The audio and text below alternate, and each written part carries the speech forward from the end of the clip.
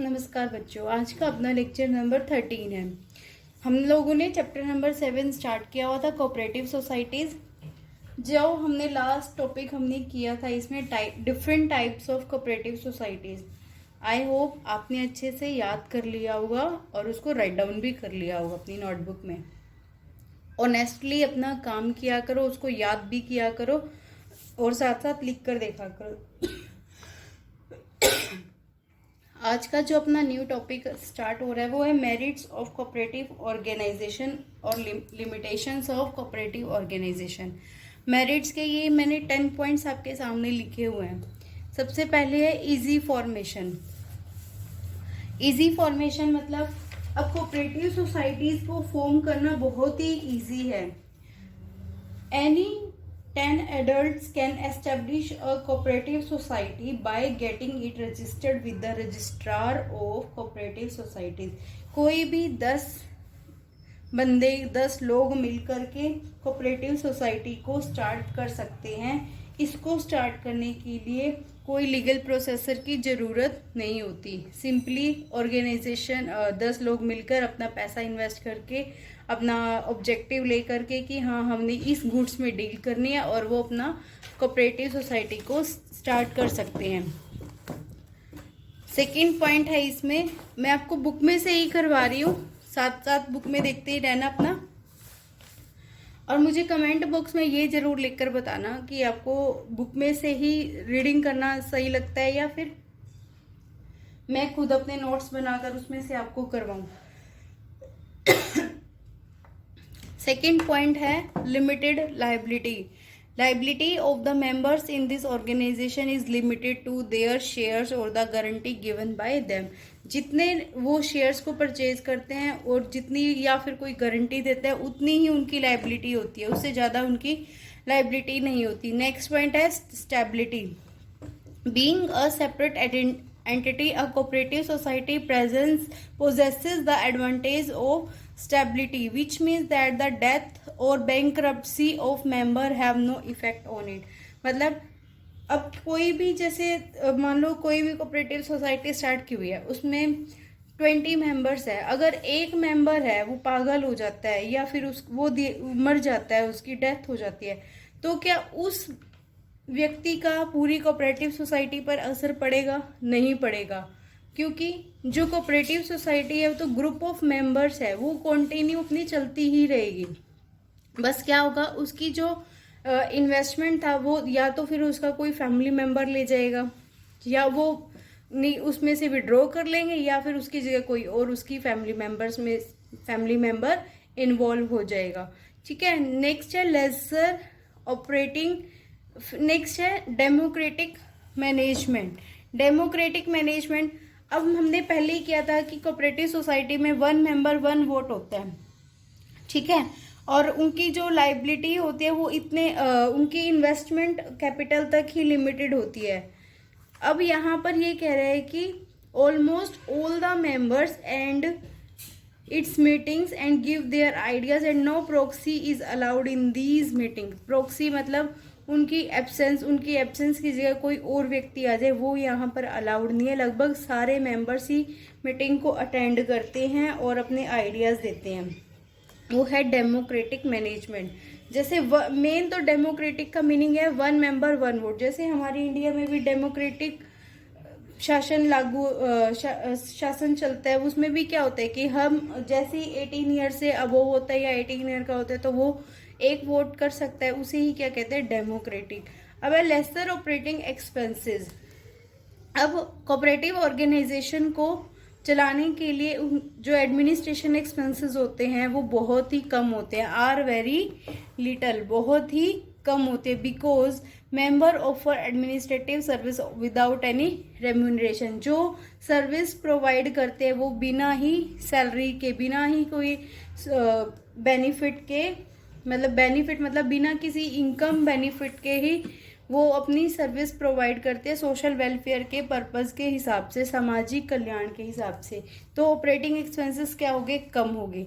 First हमने क्या किया, इजी फॉर्मेशन है, स्टार्ट करना आसान होता है। लिमिटेड लाइबिलिटी है, जितने वो अपना पैसा इन्वेस्ट करते हैं सिर्फ या फिर शेयर परचेज करते हैं वहां तक की उनकी लाइबिलिटी लिमिटेड है। स्टेबिलिटी, अगर कोई मेंबर पागल हो जाता है या फिर मर जाता है उसका कोऑपरेटिव सोसाइटी पर कोई इफेक्ट नहीं पड़ता। डेमोक्रेटिक में 1 member 1 vote.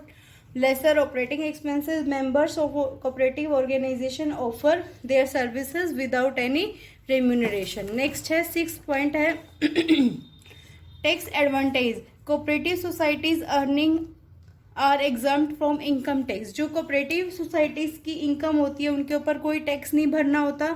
These are also exempted from the payment of stamp duty, registration fee, etc. उनके ऊपर कोई रजिस्ट्रेशन फीस नहीं होती कोऑपरेटिव सोसाइटी की इनकम पर, या उन्हें कोई स्टैंप ड्यूटी पे नहीं करनी होती। टैक्स फ्री इनकम होती है। अब है नेक्स्ट स्टेट पेट्रोरेंज।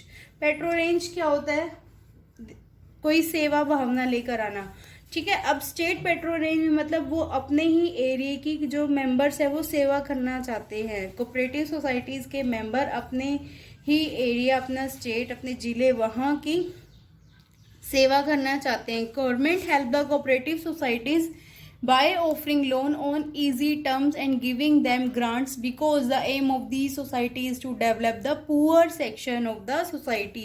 गवर्नमेंट भी उनको ग्रांट देती है और इजी टर्म्स पर लोन देती है। क्यों देती है, क्योंकि जो कोऑपरेटिव सोसाइटी का मेन उद्देश्य है वो क्या है, develop the poor section of society. Therefore government has a liberal attitude towards them. उनकी तरफ उसका गवर्नमेंट का उदार बिहेवियर होता है, एक नरम सॉफ्ट बिहेवियर रखती है government. Supply of goods at cheaper rates. अब जो सोसाइटी है वो क्यों फॉर्म हुई है, ताकि वो अपने ही मेंबर्स और नॉन मेंबर्स को जो गुड्स है वो इजी मतलब कम रेट पर उनको प्रोवाइड करे, ठीक है, जो ताकि जो कंज्यूमर है उनका कोई शोषण ना हो, एक्सप्लॉइटेशन ना हो। Since the societies make bulk purchases directly from the wholesalers and producers, ये हमने पहले किया था। Goods become available at cheaper rates. Good quality का प्रोडक्ट उनको cheaper rate पर प्रोवाइड करती है cooperative society. This is how these societies benefit their members by supplying them goods at comparatively cheaper rates than the market. Market की बजाय उनको कम rate पर गुड्स को प्रोवाइड करती है। नेक्स्ट 9th पॉइंट है check on other business. Check on other business. अब यहाँ पर ये क्या कर रहा है कि अगर कोई बिजनेसमैन उसी तरह का कोई सिमिलर बिजनेस कर रहा है, जो कोऑपरेटिव सोसाइटी जिस गुड्स को सेल कर रही है वैसा ही कोई अदर बिजनेसमैन क्या कर रहा है, वैसा ही प्रोडक्ट सेल कर रहा है, तो जो कोऑपरेटिव सोसाइटी है वो क्यों बनी है, वो ताकि यही बनी है ना, ताकि अच्छी क्वालिटी का प्रोडक्ट्स कम प्राइस पर अपने सोसाइटी मेंबर्स को प्रोवाइड कर सके। इसकी वजह से क्या होगा, as a result of this they can not exploit the consumers. Consumer का एक्सप्लॉइटेशन होने से रुकेगा बाय चार्जिंग मोर। उनसे ज़्यादा पैसा चार्ज करने से जो उनका शोषण होता है वो रुक जाएगा। क्यों, क्योंकि कोऑपरेटिव सोसाइटीज उनको वही प्रोडक्ट, सेम प्रोडक्ट, अच्छी क्वालिटी का प्रोडक्ट कम रेट पर प्रोवाइड करिए। इसको दूसरी भाषा में कैसे कह सकते हैं, it can be said that today the consumers are not at the mercy of businessman. Mercy होता है दया, कोई भी दुकानदार की दया पर कंज्यूमर डिपेंड नहीं करता, बल्कि आजकल की मार्केट में तो कंज्यूमर किंग है मार्केट का। Consumer is king of market, राजा है कंज्यूमर, मार्केट का राजा कहलाता है। But they have a very potent weapon. क्यों, क्योंकि उसके पास बहुत ही शक्तिशाली हथियार है। पोटेंट होता है शक्तिशाली हथियार है, in the form of cooperative societies through which they can take care of their welfare, जहाँ पर वो मार्केट को छोड़कर कोऑपरेटिव सोसाइटी से माल खरीद सकते हैं। इसलिए कहते हैं कि वो जो कंज्यूमर है are not at the mercy of the businessman, ठीक है। अब यहाँ पर नेक्स्ट पॉइंट है इकोनॉमिक डिसेंट्रलाइजेशन। अब सेंट्रलाइजेशन क्या होता है, डिसेंट्रलाइजेशन क्या होता है, सुनो पहले। सेंट्रलाइजेशन होता है कि सारा काम अपने ही हाथ में लेकर रखना। जैसे किसी कंपनी में मैनेजमेंट सेंट्रलाइज्ड है, मतलब वो सारा काम टॉप लेवल पर ही होता है, मिड लेवल लोअर लेवल पर नहीं होता, वो तो होता है सेंट्रलाइजेशन। अब डिसेंट्रलाइजेशन क्या होता है, जब टॉप लेवल कुछ अथॉरिटीज, कुछ ड्यूटीज मिड लेवल और लोअर लेवल को दे देती है, उनको पास ऑन कर देती है ड्यूटीज को, तो वो कहते हैं डिसेंट्रलाइजेशन। अब जब इकोनॉमिक है वो क्या है, decentralisation. Cooperative societies have prevented the concentration of country's wealth in the hands of a few individuals. कुछ ही हाथों में रहने की बजाय जो कोऑपरेटिव सोसाइटी है वो प्रिवेंट कर रही है कंसंट्रेशन ऑफ कंट्रीज वेल्थ, कि पूरी कंट्री की जो संपत्ति है वो कुछ ही हाथों में सिमट कर ना रह जाए। इसको कौन रोकती है, कोऑपरेटिव सोसाइटी रोकती है। Earlier the businessman used to earn more profits by charging higher prices from the consumer and amassed wealth, but now this tendency has almost disappeared. पहले क्या होता था, अर्लियर पहले क्या होता था कि जो बिजनेसमैन है ना वो ज़्यादा प्रॉफिट्स कमाने के लिए ज़्यादा प्राइस को चार्ज करता था कंज्यूमर से, या फिर ब्लैक होल्डिंग करता था, जमाखोरी करता था, अमेस्ड वेल्थ अपने जो गुड्स है उसका जमा करके रखता था। But now this tendency has almost disappear, properly disappear नहीं हुई, ऑलमोस्ट डिसअपियर हो गई। आपको यहाँ तक ही समझ आ गया होगा, बुक में से अच्छे से समझ आ रहा होगा आपको, मुझे कमेंट करके जरूर बताना, ठीक है। अब है लिमिटेशंस ऑफ कोऑपरेटिव ऑर्गेनाइजेशन। अब यहाँ तक तो मेरिट्स हमने कर लिया। अब लिमिटेशन में क्या है, लैक ऑफ कैपिटल। कोई भी जो हम काम करते हैं उसके कुछ अपने फायदे होते हैं और कुछ नुकसान होते हैं। ऐसी जो कोऑपरेटिव सोसाइटी है उसके हमने फायदे तो देख लिए कि क्या क्या फायदा होता है, क्या क्या उसके बेनिफिट्स है, क्या क्या उसकी मेरिट्स है, पर हर एक चीज का एक अपोजिट साइड भी होता है, दैट इज कॉल्ड डीमेरिट या लिमिटेशंस। अब लिमिटेशंस में क्या है, लैक ऑफ कैपिटल। जो मेंबर्स है कोऑपरेटिव सोसाइटीज के आर जनरली इकोनॉमिकली पुअर, वो फाइनेंशियली पुअर हैं, एक लिमिटेड एरिया में रहते हैं, hence they can invest only a limited liability in the cooperative society. अब जनरली वो पुअर हैं, एक छोटे से एरिया में रहते हैं, तो वो पैसा भी उनके पास कम होगा, फाइनेंशियली उनकी कंडीशन अच्छी नहीं होगी, तो वो पैसा भी क्या लगाएंगे, उसमें कम लगाएंगे, उसमें जो इन्वेस्ट करेंगे कोऑपरेटिव सोसाइटी में पैसा वो कम होगा। On the other hand lesser rate of dividend and the principle of one member one vote also discourage investment.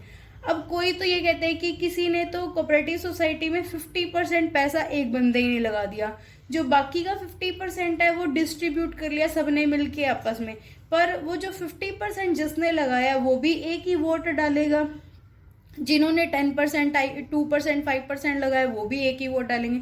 तो जो 50% वाला बंदा है उसको क्या है, वो डिस्करेज हो रहा है, उसको एक इनोवेट मोटिवेशन नहीं मिल रहा, वो डिस्करेज हो रहा है कि मैं भी इतना पैसा लगाने के बाद भी मुझे एक वोट डालने का ही अधिकार है, तो वो क्या है, तो वो इसकी लिमिटेशन बन जाएगी।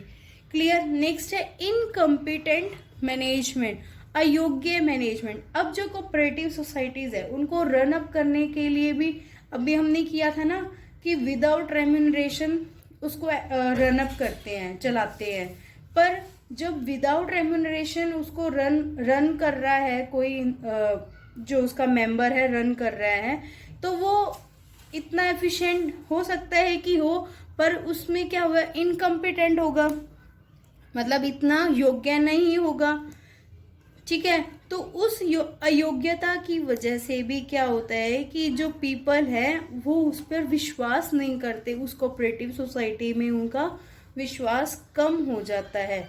यहाँ से देखो ये लिखा भी हुआ है इसने, the second cause of incompetent management is that is run by unsalaried persons, unsalaried member, जिनको सैलरी नहीं मिलती, who become the member of managing committee with a feeling of serving the people, but in the absence of any reward, जब तक उन्हें कोई monetary reward नहीं मिलेगा, they take no interest in the activities of the society. जब तक हमें भी कोई मॉनिटरी रिवार्ड नहीं मिलता तो तब तक हम काम करने के लिए तैयार नहीं होते। ठीक है, अब है cash trading.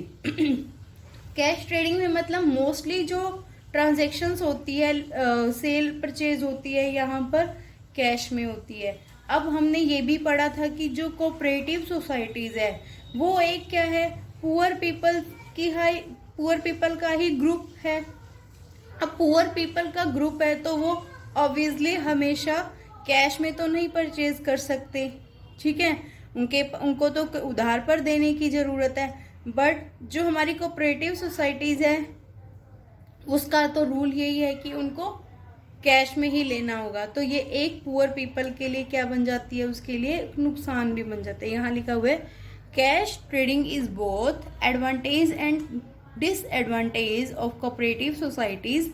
There members are mostly poor, वहाँ पे जो मोस्टली पीपल हैं वो पुअर है, who need goods on credit. Although the cooperative society supplies them goods on cheaper rates, yet the lack of credit facility pushes them into the clutches of other businessmen। जब तक फिर उनको जब credit facility नहीं मिल रही तो फिर वो दूसरे बिजनेसमैन के पास चले जाते हैं, चाहे वो उनसे ज़्यादा उनसे पैसे चार्ज कर रहे हों, पर फिर भी वो दूसरे बिजनेसमैन के पास इसलिए जाते हैं क्यों, क्योंकि उनको उधार की फैसिलिटी प्रोवाइड कर रहे हैं।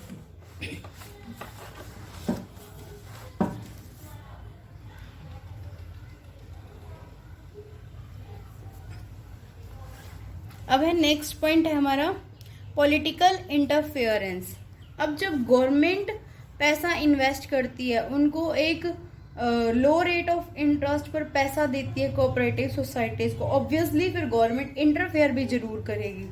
गवर्नमेंट अपने मेंबर्स को भी नॉमिनेट करती है मैनेजिंग कमेटी में। As when there is a change in government, the new government desires to have its own members. जैसे ही गवर्नमेंट चेंज हो जाती है तो फिर उनके मेंबर्स भी क्या हो जाते हैं, वो चेंज हो जाते हैं। इन this way the management of cooperative society start running on political basis rather then in a business like manner. अब वो बिजनेस की तरह नहीं चल रहा है, वो कोऑपरेटिव सोसाइटी कैसे चल रहा है, पॉलिटिकल बेस पर चल रहा है। तो this is not a good sign for their development. अब है next point lack of motivation. Some cooperative organization is collective enterprise of a group of person, no member take personal interest in its activities. अब जो cooperative organization है उसमें क्या है, collective enterprise of a group of persons है। कोई भी person है, कोई भी मेंबर है, उसमें पर्सनल इंटरेस्ट नहीं लेता। In the absence of individual motivation, जब तक उनको पर्सनली मोटिवेट ना किया जाए तो फिर वो वर्क भी नहीं करना चाहते, वो शांत बैठे रहते हैं। ठीक है, hence the objective with which it is established remains unachieved. और फिर जो ऑब्जेक्टिव है कोऑपरेटिव सोसाइटी का वो अनअचीव रह जाता है, उसको प्राप्त नहीं करते। लैक ऑफ मोटिवेशन में मतलब ग्रुप ऑफ पीपल काम कर रहे हैं, अब जब ग्रुप कर रहा है तो पर्सनली तो किसी को मोटिवेट हो नहीं रहा, तो पर्सनली जब तक कोई मोटिवेट नहीं होता वो काम नहीं करता, काम नहीं करेगा तो फिर वो जो ऑब्जेक्टिव है कोऑपरेटिव ऑर्गेनाइजेशन का वो अचीव नहीं होगा।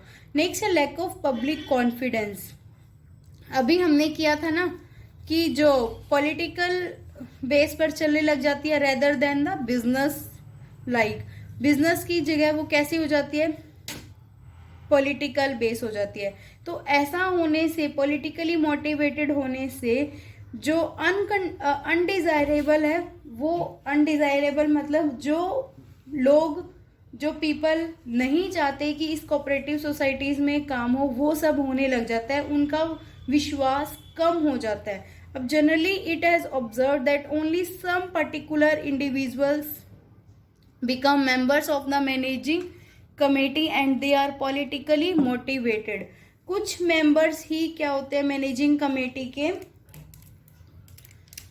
कुछ मेंबर्स ही चुने हुए कुछ लोग ही मैनेजिंग कमेटी के मेंबर्स बन जाते हैं और वो पॉलिटिकली क्या है, मोटिवेटेड हैं, पॉलिटिकल इंटरफेयरेंस की वजह से है। their undesirable conduct hurt the faith of the people in the cooperative societies.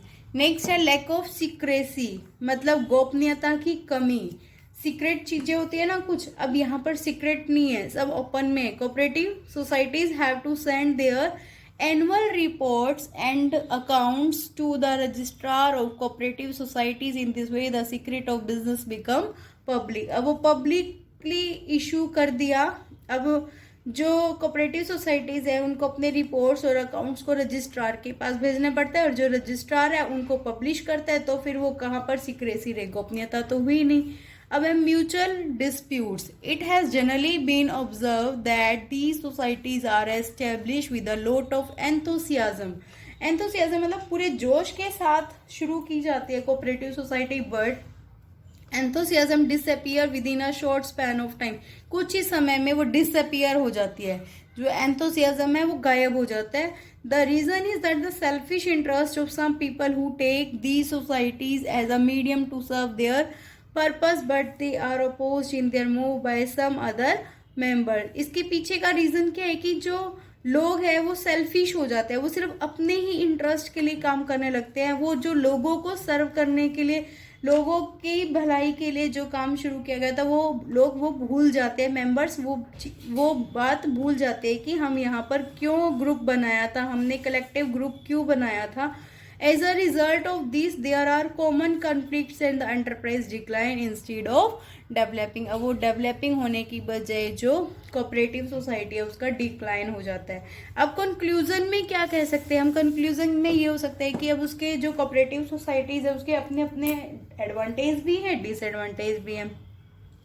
अगर डिसएडवांटेज को साइड में रखकर अगर उसको रिमूव कर दे लिमिटेशंस को, और कोऑपरेटिव सोसाइटीज को पब्लिक के लिए, प्योरली पब्लिक के लिए ही बनाया जाए, तो फिर वो एक बहुत ही अच्छा वेलफेयर काम करेगी. कोऑपरेटिव सोसाइटीज पुअर पीपल को सर्व करेगी.